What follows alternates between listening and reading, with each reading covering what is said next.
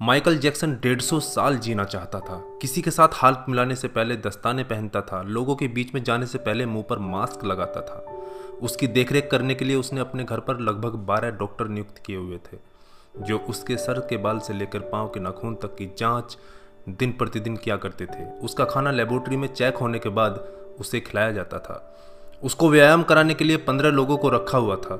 Michael Jackson अश्वेत था। उसने 1987 में प्लास्टिक सर्जरी करवाकर अपनी त्वचा को गोरा बनवा लिया था। अपने काले माँ बाप और काले दोस्तों को भी उसने छोड़ दिया। गोरा होने के बाद उसने गोरे माँ बाप को किराए पर लिया और अपने दोस्त भी गोरे बनाए। शादी भी गोरी औरतों के साथ की। नवंबर 15 को माइकल ने अपनी नर्स डेबी रो से विवाह किया, जिसने प्रिंस माइकल जैक्सन जूनियर और पेरिस माइकल कैथरीन को जन्म दिया। वो 150 साल तक जीने के लक्ष्य को लेकर चल रहा था। हमेशा ऑक्सीजन वाले बेड पर सोता था। उसने अपने लिए अंगदान करने वाले डोनर भी तैयार कर रखे थे, जिन्हें वह खर्चा देता था ताकि समय आने पर उसे किडनी, फेफड़े, आंखें, किसी भी शरीर के अंग की जरूरत पड़े तो वह उनको आकर दे दें। उसको लगता था कि पैसे और अपने रसूख के बदौलत मौत को भी चकमा दे सकता है, लेकिन वह गलत साबित हुआ। 25 जून 2009 को उसके दिल की धड़कन रुकने लगी। उसके घर पर 12 डॉक्टर्स की मौजूदगी में हालत काबू में नहीं आई। सारे शहर के डॉक्टर उसके घर पर जमा हो गए, वह भी उसे नहीं बचा पाए। उसने 25 साल तक बिना डॉक्टर से पूछे कुछ नहीं खाया था। अंत समय में उसकी हालत बहुत खराब हो गई थी। 50 साल तक आते आते वह पतन के करीब पहुंच गया था और जून 25, 2009 को वह इस दुनिया से चला गया। जिसने अपने लिए 150 साल जीने के इंतजाम कर रखे थे, उसका इंतजाम धरा का धरा रह गया दोस्तों। जब उसकी बॉडी को पोस्टमार्टम हुआ तो डॉक्टर ने बताया कि उसका शरीर हड्डियों का ढांचा बन चुका था। उसका सिर गंजा था, उसकी पसलियां, कंधे, हड्डियां टूट चुके थे। उसके शरीर पर अनगिनत सुई के निशान थे। प्लास्टिक सर्जरी के कारण होने वाले दर्द से छुटकारा पाने के लिए एंटीबायोटिक वाले दर्जनों इंजेक्शन उसे दिन में लेने पड़ते थे। माइकल जैक्सन की अंतिम यात्रा को लगभग 2.5 अरब लोगों ने लाइव देखा था। यह अब तक की सबसे ज्यादा देखी जाने वाली लाइव ब्रॉडकास्ट है।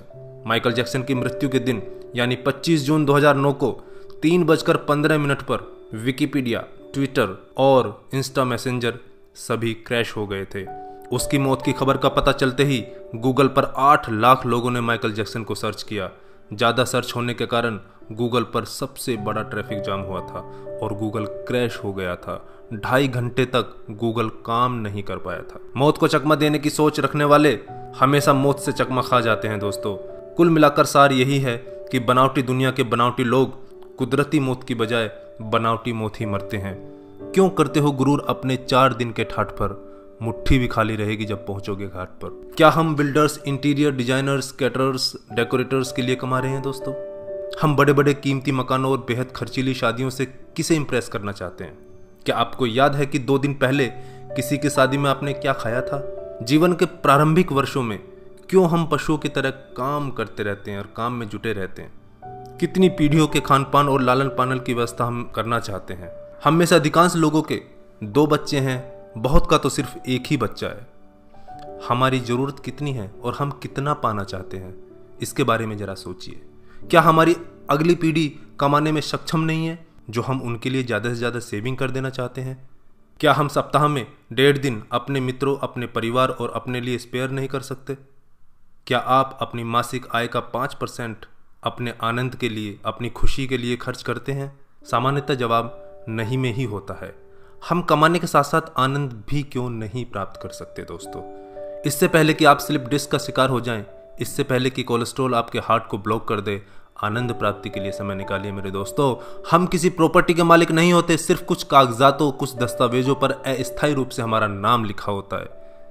अगर भगवान ऊपर है तो वो हमें देखकर हंसता होगा।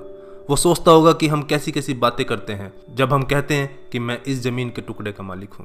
किसी के भी बारे में उसके शानदार कपड़े और बढ़िया कार देखकर राय कायम मत कीजिए। हमारे महान गणित और विज्ञान के शिक्षक स्कूटर पर ही आया जाया करते थे। धनवान होना गलत बात नहीं है, लेकिन सिर्फ धनवान होना गलत है। आइए जिंदगी को पकड़ें इससे पहले कि जिंदगी हमको पकड़ ले। एक दिन हम सब जुदा हो जाएंगे, तब अपनी बातें, अपने सपने हम बहुत मिस करेंगे। दिन, महीने, साल गुजर जाएंगे, शायद कभी कोई संपर्क नहीं रहेगा।